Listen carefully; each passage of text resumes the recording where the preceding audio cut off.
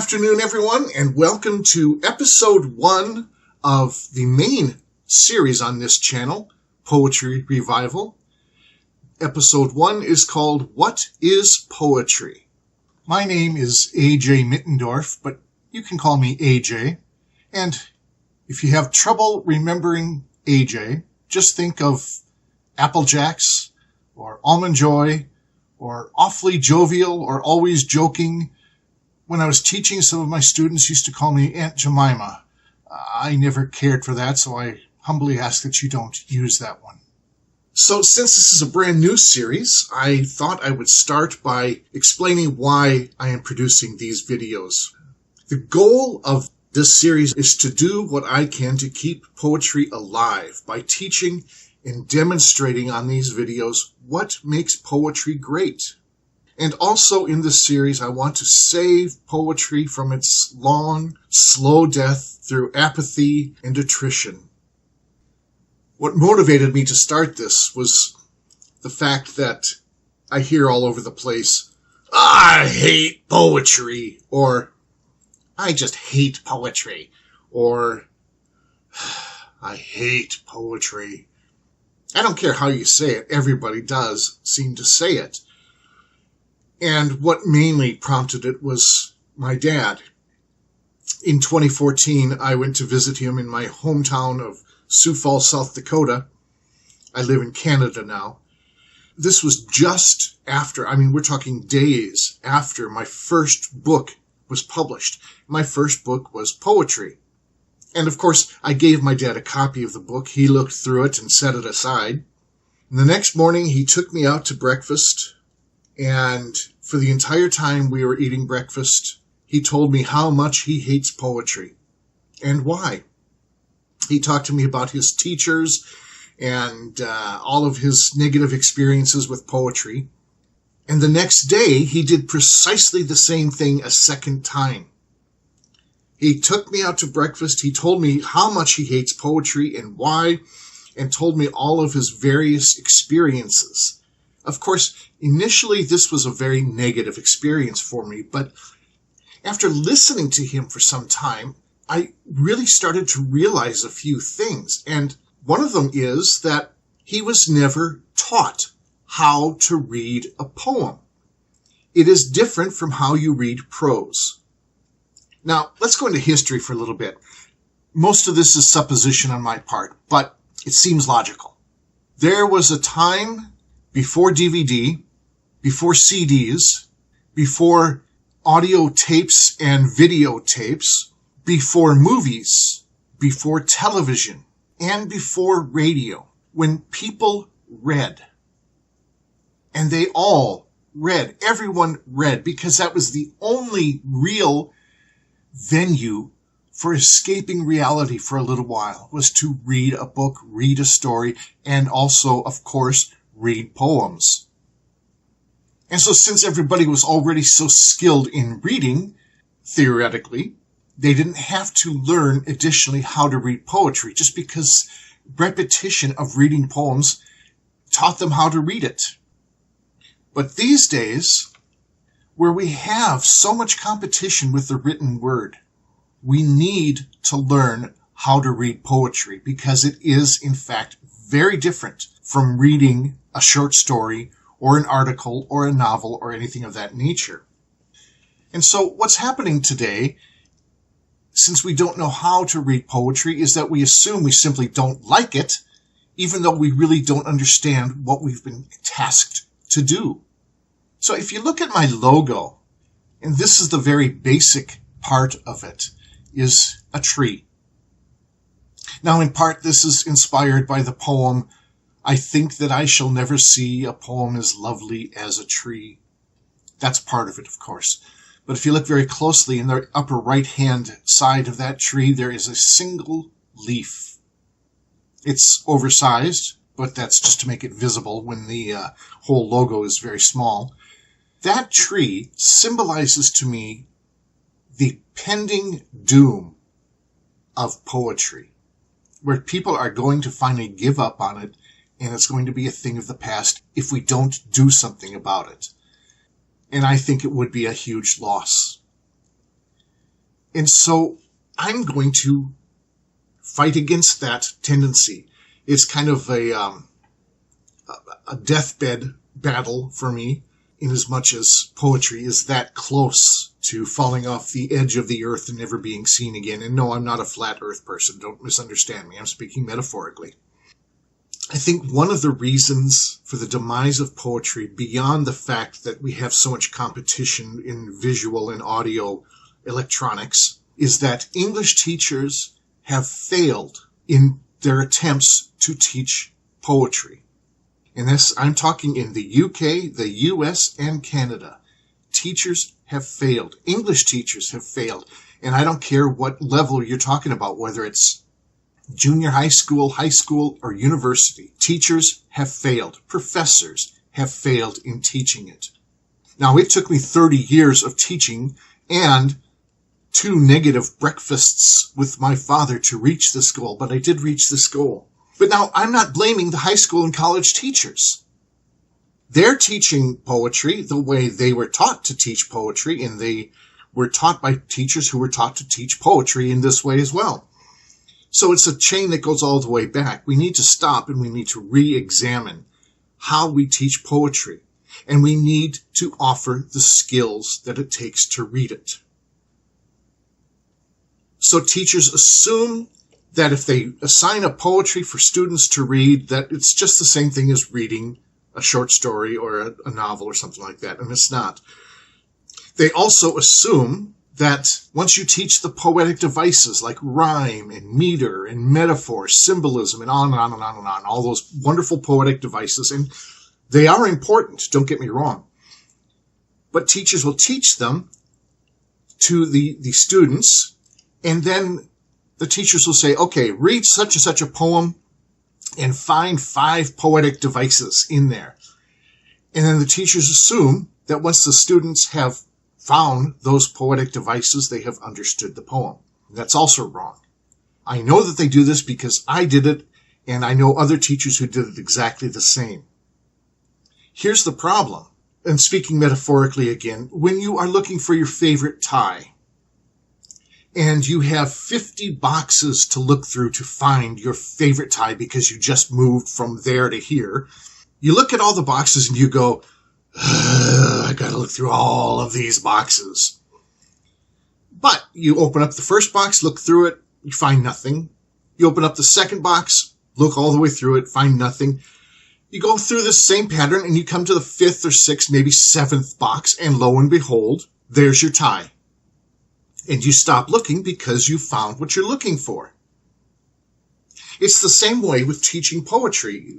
If you have students read a poem and look for these 5 poetic devices and assume that they understand the poem based on that, the students are going to look for the devices and they're not going to try to understand the poem. They're going to look for the devices, write down the answers, and consider themselves done. And then they're going to say, why did I waste my time with this? I found these devices. I have no idea what I read.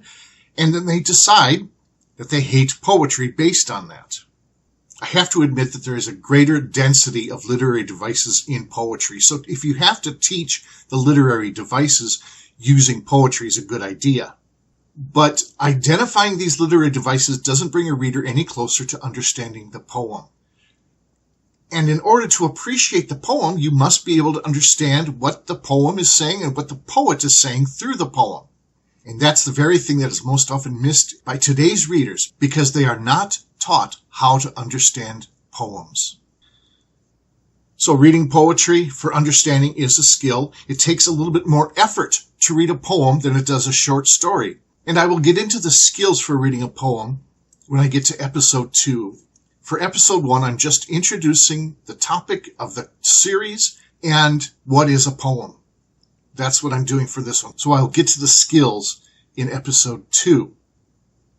But I want to give you an example of something.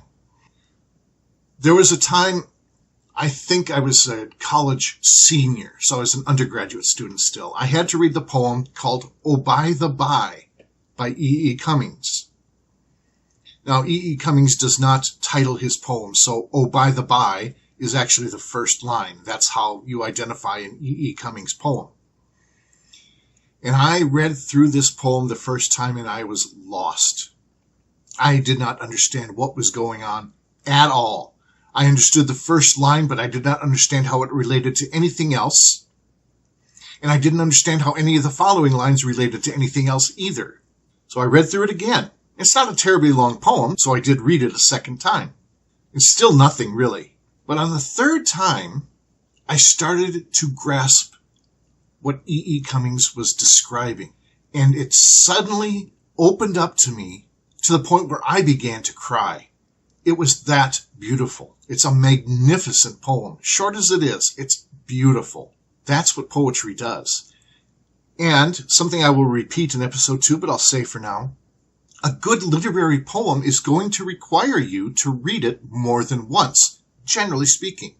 If it's a poem from a greeting card, it probably won't take you more than one reading to understand it. I am not maligning the writers of poetry for greeting cards, though. It's a completely different skill from writing literary poems. A greeting card poem is written so that the rhyme comes in the middle of a sentence and at the end of a sentence.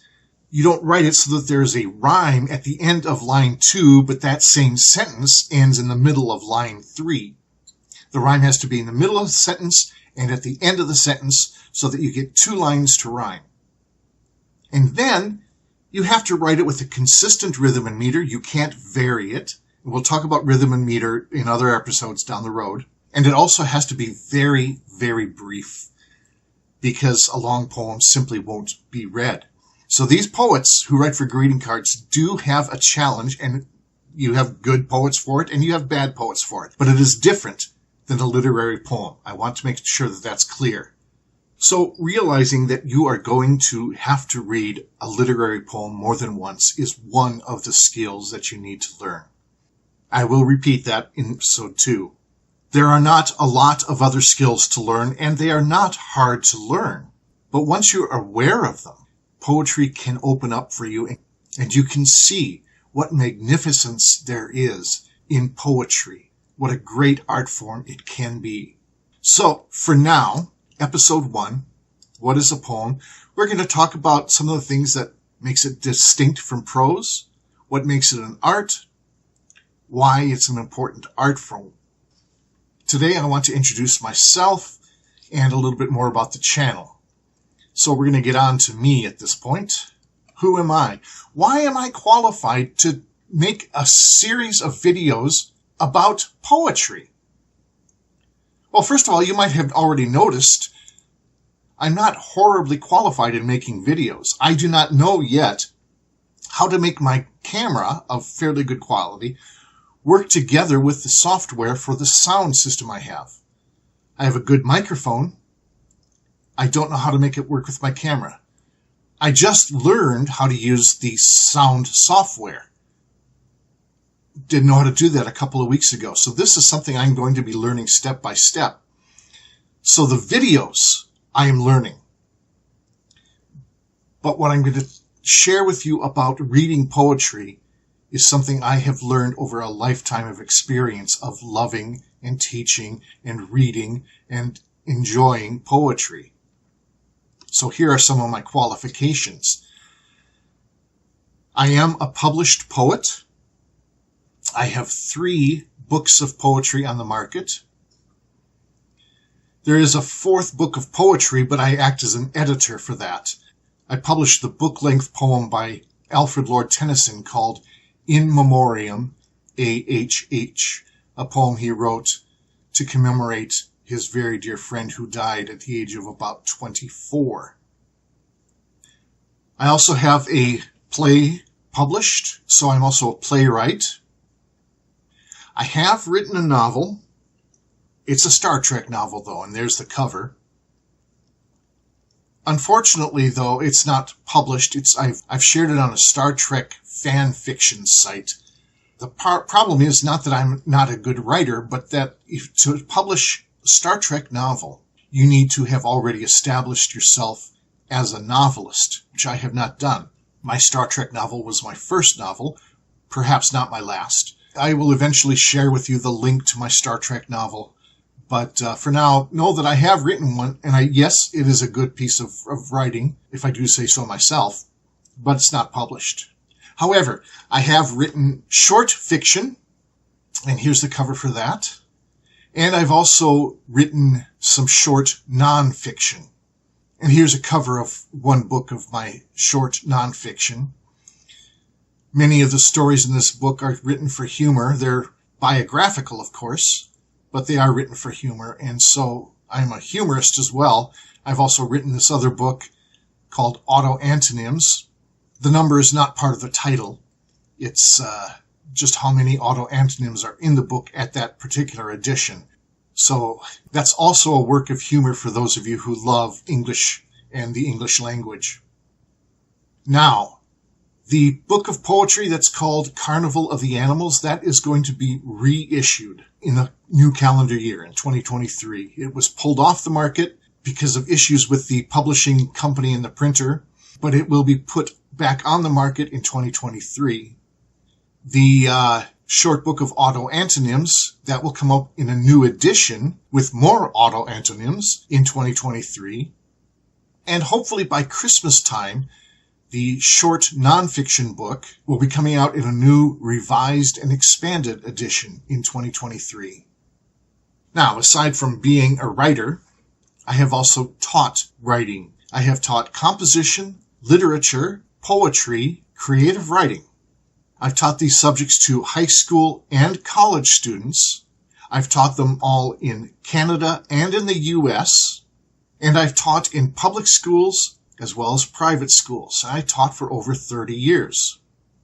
I have also taught social studies and history, drama, and orchestra. I'm a classical musician myself. I play double bass, so I play classical and jazz. I love jazz, but I'm not very good at jazz. I'm much better at the classical stuff. And I do teach drama. I'm an actor. So the only way you can see me and see what I look like at this point is to see the pictures that I've posted while I've been talking about my skills as a teacher. So in each of those, I think you can see my double bass that I play. So there you have it. And before we go on, I should share that I have an undergraduate degree in English education, and I got that at the University of Minnesota, Moorhead. And I have a master's degree in English with concentrations in both literature and composition. I got that at North Dakota State University in 1998. And I was teaching all the time while I was getting my education. So that's why I'm qualified to produce these videos and to share my knowledge with you. So let's get back to the original topic of this episode. What is a poem? I'll talk about what other people have said, and then I'm going to talk about what I say about what poetry is. The first person I want to talk about is Stuart McLean, and I'll put some images of him up on the screen. Stuart McLean was a Canadian humorist, writer, mostly short fiction. He also did a radio show that he would travel from city to city in all around Canada and in parts of the United States, presenting his stories and some music and some comedy and some lighthearted other stuff in these shows all over the Canada, and people just absolutely loved him. The show has been described as a Canadian answer to Prairie Home Companion with Garrison Keillor. On poetry, Stuart McLean has this to say: I love poetry. As far as I'm concerned, poetry is the best bedtime reading ever invented. Eminently flexible, poetry comes in bite-sized chunks or complete mouthfuls. You can find poems as long or as short as you want or need them to be. Poems are the perfect nocturnal solution for people who like to read in bed, but find themselves nodding off the moment their heads hit the pillows. What else can you start reading at midnight and finish by 12:01?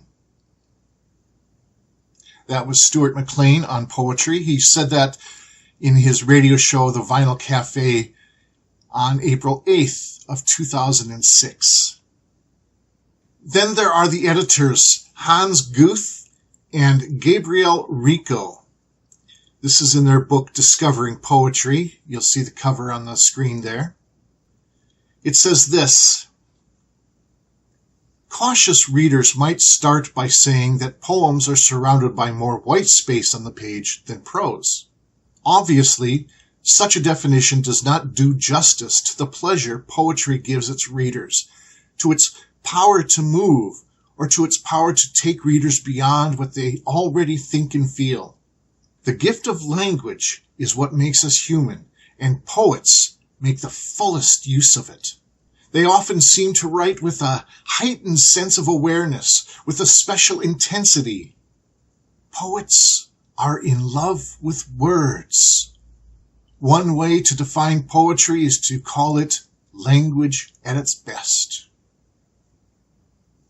Now, I certainly agree with what they're saying there. Absolutely. Poetry is, in fact, language at its best. What I want to get into is why it is poetry at its best. Finally, there's another writer, Gary Geddes. He's a poet as well, but he's also an editor, and he has produced some very fine textbooks for university students. In his book, 20th Century Poetry and Poetics, 4th edition, he's quoting another editor, Northrop Frye, but he quotes it very well, and this is what he says. Poetry is our first language, and that this fact is central to all literary study. The greatest fallacy, Frye insists, in the present conception of literary education is the notion that prose is the normal language of ordinary speech and should form the center and staple of literary teaching. From prose, in this sense, we move out to utilitarian English on one side and to the more specialized study of poetry on the other. Few subjects can be more futile than a prose-based approach to poetry. Now, he said pretty much what I said. You can't just assume that once you know how to read a short story, you also know how to read a poem. It's not true. Northrop Frye and Gary Geddes agree with me. Well, it's time now for me to say my piece about what poetry is. And before I do that, you have to understand something rather quirky about me. I see all art as a form of minimalism. Now, I'll get into describing what minimalism means and all that kind of stuff, and in different forms of the art, how that movement of minimalism comes about. For now, just understand that minimalism is a chiefly U.S. movement, mainly in the visual and musical arts originating in the 1960s.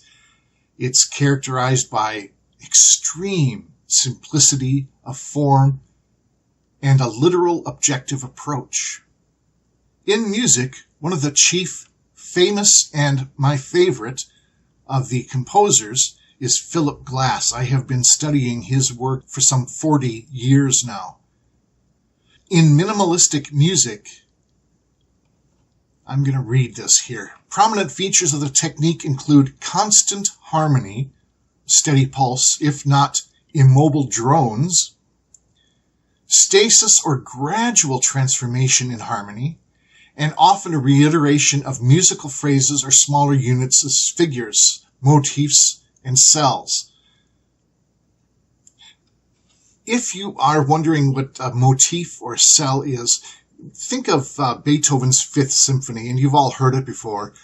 Ba-ba-ba-bum, ba-ba-ba-bum, ba-ba-ba-ba-ba-ba-ba-ba-bum, and on and on and on. That's a motif. Ba-ba-ba-bum is a motif. And that type of thing is used in minimalistic music. Now, that's not to say that Beethoven's work was minimalistic. He lived 100 years before minimalism came into being. But that's still a motif. He was using a motif in his structure there. In pictorial art, minimalism is an extension of the idea that art must be allowed its own reality so that it need not be an imitation of something. In other words, the artist is creating something that's fully abstract with the idea of making something that might be representative of a face or a hand, but not necessarily. With minimalistic art, the artist makes no attempt to represent an outside reality necessarily. Sometimes they do, sometimes they don't. But always, the artist expects the viewers to respond to what is placed in front of them without any influence of something else beside it or some other idea of the viewer's own. We're going to look at a couple of artists of my acquaintance who are minimalistic. The first one is Astrid Stoppel. Here are just a few of her images, and I'm just going to go through them in the order that I know them. Some of them are untitled and some of them are not. But here we see a figure 8, and that's all it is a figure 8. And I suppose that were you to buy this painting, it would be up to you whether to display it as a figure 8 or as a symbol for infinity. The next one is a simple circle made with simple circles. And next to that, since it's also a circle, it's this called sprinkled dot. So it's just made of splattered paint, I assume. Don't quote me on that. And then we have a series of colorful circles. And then lines, ending here with lines. Just beautiful way of making the lines.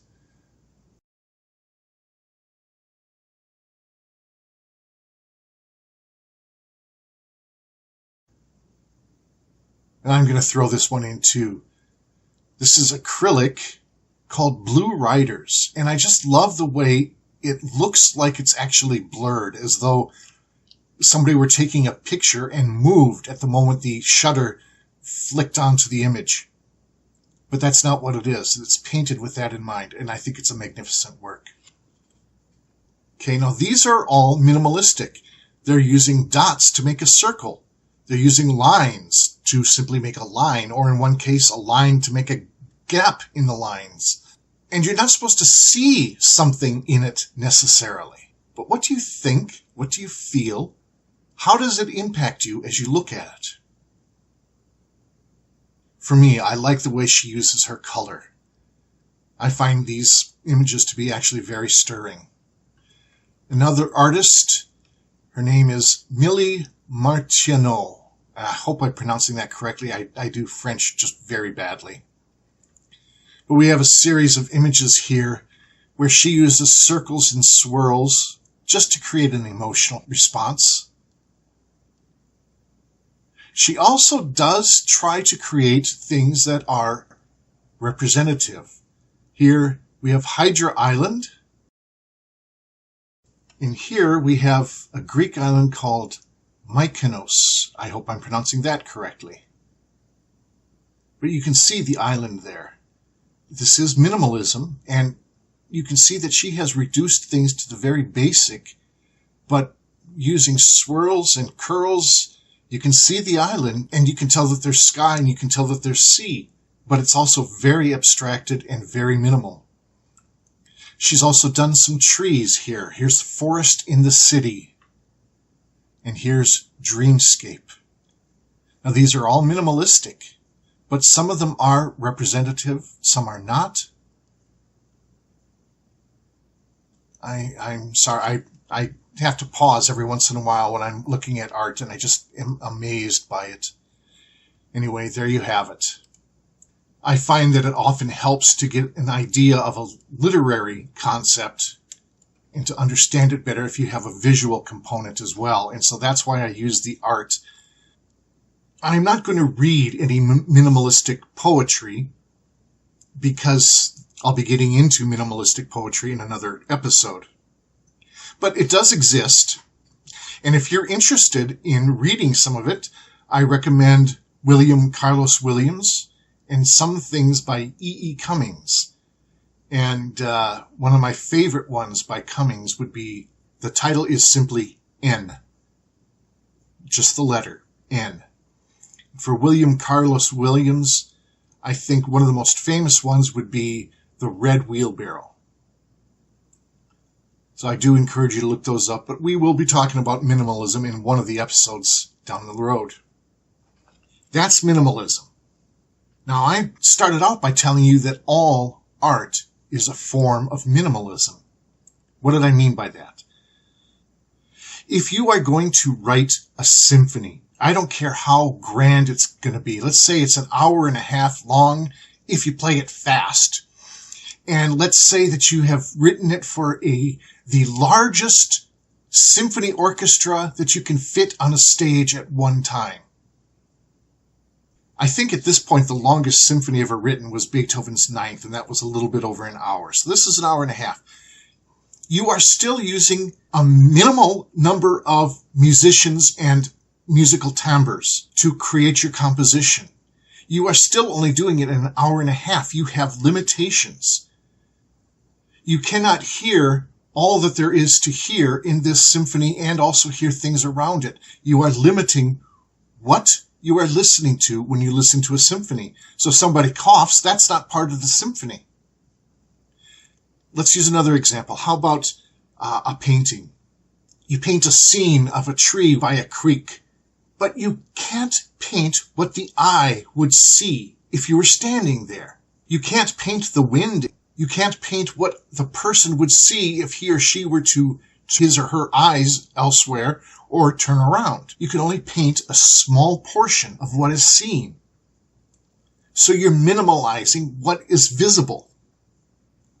In all forms of literature, you are limiting what you are writing about. If you're writing a short story, or even a poem that tells a story, you are not going to tell every moment of a person's life from beginning to ending. No one would want to read that. You have to tell about a person's life in this particular instance. So you're minimalizing that person's life. You're using a small portion of it to tell a story, to write a poem. So that's why all art is a form of minimalism. I'm using a loose definition of minimalism at this point, but it is minimalistic to a degree anyway. But poetry goes further yet. Okay, the movie The Matrix, the original. The Wachowski brothers had a very small budget for that movie. And because of that small budget, they had to work with extremely creative minds to come up with a magnificent movie that they did. And that was the original Matrix. When they started doing 2 sequels, they had all kinds of money because the first one was such a success. And the quality of the storytelling, the drama, the editing, the directing, the storyline itself, all of those things were diminished in the sequels, largely because they could do anything they wanted to do. I also remember Star Trek, the original series. In the 3rd season, their budget had been cut so dramatically short that they were forced to be as creative as possible, using garbage and trinkets and things lying around in the garage or in the basement, in the junk room, whatever the case may be, in order to bring about really good stories. The writing remained incredibly good for the most part, and they came out with some fantastic stories in the 3rd season because of the financial restrictions. So what the poet does, rather than writing a short story in which there are essentially very few rules at all, the poet will impose rules on himself. The poet will say, I'm going to write a poem with 4-line stanzas. They're all going to rhyme A, B, A, B. The rhythm is going to be iambic tetrameter in lines 1 and 3, and iambic trimeter in 2 and 4. These are the restrictions that the writer imposes on his own work. And the reason for those rules is to draw out the creativity. You have to say as much as you can in the least amount of space Poetry is an expression that tries to say the absolute most with the absolute least, and that's why it is language at its finest. A poet may use a pre-existing formula, such as a sonnet, or the poet can invent his or her own form for a poem. Either way, it doesn't make any difference. But the idea is you are self-imposing rules on your own writing so that you must be creative within those rules. And yes, to some degree, you can break those rules. Some degree. But you have to do it in an artistic way. And that's largely intuitive. That's not something that I could necessarily teach you, but you would experience it were you to become a poet. And so now, in keeping with the idea of answering the question, what is a poem? I'm going to read 2 poems that answer that question. And I'm sure that there are more. These are ones that I have been familiar with. One I'm familiar with because I wrote it. The other I'm familiar with because I read it when I was in grade 5 or something like that and have never forgotten it. I'll read my own first, and this actually comes from my first book of poetry, which is called From Both Sides of Creation. You can see the cover on the screen there. And this is called An Appetizer. It's the opening poem of the main text of the book. A poem is an omnisensory entree, and it should be served as such, on the page like a dish in the finest 5-star French restaurant. It must appeal to the eye before it can appeal to the palate, without the need of side orders or dollops of ketchup. The page is not the poem's medium. It's the frame, as the plate is the entree's frame. The poem must appear as a portrait, with a sauce elegantly painted over and a garnish, gracefully setting the sight off-center. The next poem I'm going to read is called Eating Poetry by Mark Strand. He lived from 1934 until 2014, the same year that my first book of poetry came out, and I went down to visit my dad. We both talk about poetry and compare it with food. And I find that interesting. So this is Eating Poetry by Mark Strand. Ink runs from the corners of my mouth. There is no happiness like mine. I have been eating poetry.